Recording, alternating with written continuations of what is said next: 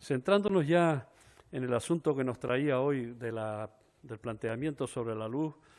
en estos momentos estamos asistiendo a una guerra de las eléctricas con el gobierno. Hemos visto cómo de alguna forma públicamente las eléctricas han planteado poco menos que chantaje, y el chantaje al gobierno cuando se atreve a tocar algunas de las prebendas de las multinacionales de la energía significa un chantaje también al conjunto de la democracia. Por tanto, ya hemos vivido eso en otras situaciones, recordemos Rumasa en su momento, recordemos otro tipo de chantajes que ha habido en la historia reciente de este país, pero el embate que están haciendo ahora mismo las eléctricas, con esa subida exacerbada de los precios, esa pérdida de control por parte de la legalidad, esos beneficios caídos del cielo donde el precio de la luz y de la compra se fija cada día en función de la que más caro ha entrado en el mix energético, eso es una auténtica aberración. Por tanto, creemos que debemos hacer, primero, las medidas urgentes que produzcan pues, la posibilidad de, dentro de ese escudo social que hemos defendido hasta ahora, el que haya también ese bono social e incluso un bono para el uso del gas, porque no solo se produce energía a través de la electricidad, sino en muchos hogares, pues a través del butano, propano, etcétera, se está produciendo la energía, y hay mucha gente que se ha visto con pobreza energética. Hemos visto que en determinados momentos la pobreza energética está aumentando las carencias de la población. Por tanto, decimos que la luz es un sector estratégico que nunca se tenía que haber privatizado como se empezó a privatizar en los inicios del Partido Socialista con la presidencia de Felipe González del 82 al 96 y que se profundizó muchísimo más aún con la llegada de José María Aznar del 96 al 2004, planteando en aquellos momentos, nos decían que fomentar la competencia bajaría el precio de la luz. Creo que la historia nos ha dicho que no es eso, que estaban absolutamente equivocados, pero ellos lo sabían desde el primer momento. Lo que pasa es que optaron por la liberalización de los sectores estratégicos como era la producción de electricidad. También nos hablaron de revolución eléctrica cuando empezaron con las privatizaciones. Recordemos el impuesto al sol del ínclito don José Manuel Soria, ministro de Industria y Energía en el gobierno de Mariano Rajoy, y que tuvo al final que dimitir. Recordemos datos como que Endesa fue vendida en su momento por 7.000 millones y que los accionistas en este tiempo se han embolsado 27.641 millones de euros. Es decir, negocio redondo porque se les entregó un bien estratégico, un bien común, un bien de la sociedad en manos privadas. Las subidas de impuestos, recuerdan de eso que les decía antes, del impuesto al sol, del ínclito don José Manuel Soria, o el canon hidráulico, que le ha supuesto 1.400 millones de euros también. Es decir, tenemos una serie de medidas en estos años que han avanzado en que, junto al enriquecimiento de los accionistas de las productores de la electricidad, tenemos también otra parte de la sociedad que ha caído en pobreza energética. Es decir, los dos extremos. Una sociedad justa, en una transición justa, igualitaria, etcétera, no se puede producir esta situación de injusticia. Por tanto, hay que acabar con esos llamados beneficios caídos del cielo, a los que hacía referencia de manera indirecta antes cuando hablaba de que el precio de la electricidad cada día se fija en función de, dentro del mix energético, aquella que aporta la cantidad que sea, pero al precio más caro, y las demás lo suben automáticamente. Tenemos abusos, por ejemplo, con las energías hidráulicas, cuyas presas están amortizadas porque están hechas muchas de ellas desde la época del franquismo y cuyo coste de producción está por debajo de los 3 euros en estos momentos, y sin embargo resulta que ha estado hasta 170 euros en el valor del mercado. Es decir, es inasumible absolutamente esta situación y no puede continuar así. Por eso, desde Unidas Podemos a nivel de Estado y desde Sí Podemos Canarias aquí, nos planteamos también que hay que frenar esta situación, que las eléctricas que han mandado en muchos lugares de la Unión Europea a través de sus lobbies, que han mandado en este país, donde algún ministro reconocía que le entregaban hechos ya los decretos, ¿no? Y que simplemente en los ministerios se dedicaban a publicarlos, donde hemos observado esa grosera intervención de la política en la democracia y de los negocios dentro de la política, como por ejemplo en el caso de las puertas giratorias. Es decir,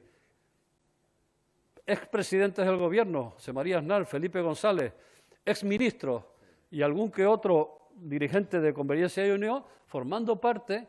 de ingentes cantidades de personas que han pasado de la política, donde regulaban la normativa para las eléctricas, han pasado a formar parte de los consejos de administración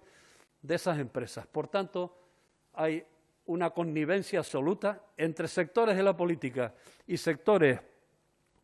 de la producción energética, que son los grandes beneficiarios de este sector estratégico. Por tanto, nosotros también denunciamos otro sector que suele quedar como más agazapado, que suele quedar menos visible, que Javier García Breva ha denominado las gateras giratorias. Es decir, toda la sociedad sabe que en las puertas de las casas antiguamente se hacía un huequito debajo para que los gatos entraran y salieran a cazar ratones, ¿no? Pues en este caso, en vez de puertas giratorias, que es por donde entran los ministros y los expresidentes del Gobierno, por esas gateras giratorias entran pues directores generales, secretarios de Estado, etcétera, que hoy están en los ministerios y mañana están en las eléctricas y pasado vuelven a estar en el ministerio. Y siempre saben los vericuetos y las lagunas que tiene la legislación para aplicarlas luego en beneficio de esas compañías eléctricas, que posteriormente, además, cuando van a juicio, casi nunca pierden los juicios, porque tienen a su favor, lógicamente, el conocimiento añadido de aquellos que han hecho las propias leyes y el beneficio de tener en sus consejos de administración a aquellos que han decidido que se hagan esas leyes, como son los expresidentes del Gobierno o los ministros. Por tanto, en estos momentos nos encontramos en una encrucijada, es decir, estamos abandonando la edad del fuego y estamos avanzando hacia la era de las renovables. Pero no es ese el problema. El asunto es si en ese avance hacia la era de las renovables van a seguir siendo los mismos los propietarios de la producción, transporte y comercialización de la energía. Y nosotros ahí nos planteamos claramente que este sector estratégico tiene que estar en manos, su propiedad, de la población, de la sociedad. Y, por tanto, tenemos que avanzar en esa dirección. No puede ser que empresas que hasta hoy estaban extrayendo petróleo y produciendo fuego para producir energía, pues resulta que ahora ya se han pasado y se han puesto la pegatina verde de ser renovables porque simplemente han visto que el negocio ahora camina en esa dirección, pero el modelo no cambia. Y nosotros decimos, el fondo del asunto es cambiar el modelo. Y cambiar el modelo significa que la propia sociedad en sí misma, a través de comunidades energéticas, que la propia sociedad en sí misma, a través de paneles solares en sus azoteas, a través de organizaciones, a través de que los municipios, los cabildos, los gobiernos autonómicos formen parte de la propiedad de la energía desde lo público, pues de alguna manera a través de empresas públicas también y a través de que nos hagamos propietarios y dueños de nuestros contadores, en definitiva, seamos capaces de darle la vuelta al asunto y que se democratice el modelo energético actual, que hoy es unilateral. Por tanto, esa es otra cuestión que nos parece fundamental. Queremos combatir la pobreza energética y para eso, durante todo el tiempo de pandemia, se han planteado pues escudos sociales y dentro de esos recuerdan que se planteaba pues el que no se le cortara la luz, la electricidad a nadie, ni el gas, etcétera. Bueno, tenemos que garantizar que la parte más pobre, más vulnerable de la sociedad, pero eso urgentemente, antes de hablar de otras cuestiones, no siga padeciendo esa pobreza energética, puedan cocinar con dignidad lo que necesiten para comer cada día y para eso hablamos tanto del bono eléctrico como del bono gasista porque necesitan también muchos de ellos pues cocinas de gas para hacerlo. Hemos hablado estos días y el consejero, precisamente el consejero José Antonio Balbuena en la comisión del pasado viernes lo anunciaba y es una reivindicación de Sí Podemos Canarias, el que en Canarias se cree la Agencia Canaria del Agua y la Energía. Consideramos que el agua y la energía son elementos en Canarias indisolubles, es decir, necesitamos energía en muchos casos para producir agua, en unas islas donde escasea mucho,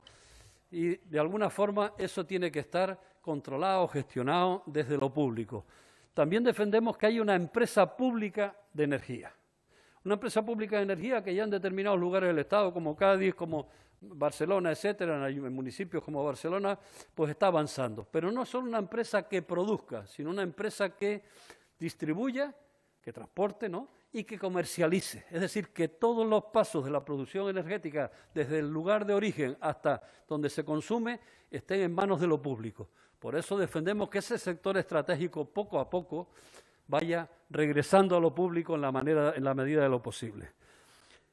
La defensa de las comunidades energéticas está siendo un hito en este momento en nuestra sociedad. Tenemos municipios como el de La Laguna, donde se está impulsando,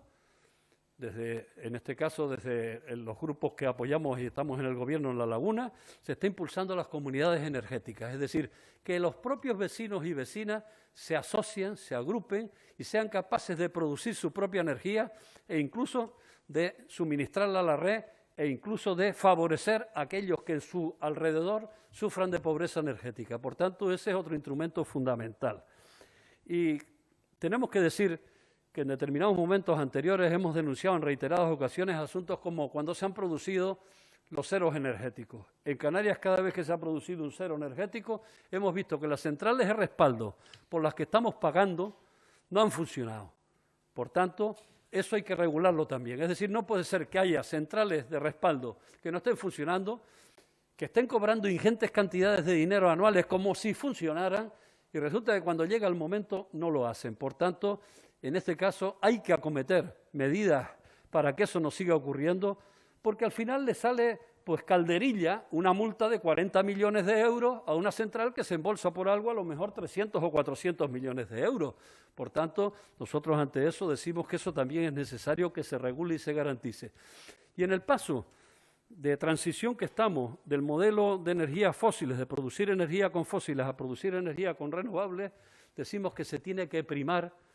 la implantación de las renovables. Y la implantación de las renovables en la medida de lo posible mediante procesos de democratización. Por tanto, en definitiva, lo que estamos defendiendo con esta PNL es que se elabore un plan de reforma eléctrico para descarbonizar y asegurar precios asequibles, que, por ejemplo, el precio de contratación, el precio fijo de contratación se baje, es decir, no puede ser que tú tengas tu casa totalmente cerrada durante meses, no hayas hecho un consumo ninguno de energía y, sin embargo, estés pagando una exageración por el hecho de tener potencia contratada. Es decir, no puede continuar esa situación. Y cuando el Gobierno ha tomado medidas en estos momentos en donde lo que hace es perder ingresos, reduciendo impuestos, ingresos que beneficiarían al conjunto de la sociedad, que tendrían que ir luego a educación, a sanidad, a derechos sociales, etcétera, y no tocando a las multinacionales que producen, es en estos momentos porque la legislación algunas cosas las permite y otras no. Por eso planteamos al Gobierno del Estado, y esta PNL fundamentalmente está dirigida al Gobierno de Canarias para que a su vez inste al Gobierno del Estado a que sea capaz de asumir medidas valientes, medidas que hace 2 semanas decían que no era posible y a la semana siguiente sí lo han sido. Por tanto, decimos que son posibles todas esas medidas. Y, sin embargo, frente a eso, encontramos a grupos políticos que hacen crítica al Gobierno porque, en definitiva, la derecha está defendiendo los intereses no de la ciudadanía, no de la sociedad en general, sino de los grupos privados que son los que, de alguna manera, detentan la propiedad de la energía, de la producción, transporte y comercialización. Por tanto, esta PNL lo que pretende, bueno, vamos a ver si sale apoyada por unanimidad o por lo menos por la mayoría suficiente en el Parlamento. Sabemos que las proposiciones no de ley son declaraciones de intenciones que obligan en la medida en que se deje sentir obligado éticamente. El Gobierno de Canarias, yo creo que con las proposiciones no de ley que hasta ahora se han presentado, está asumiendo el compromiso de sacarlas adelante y por eso las apoya, si no, no apoyaría brindis al sol.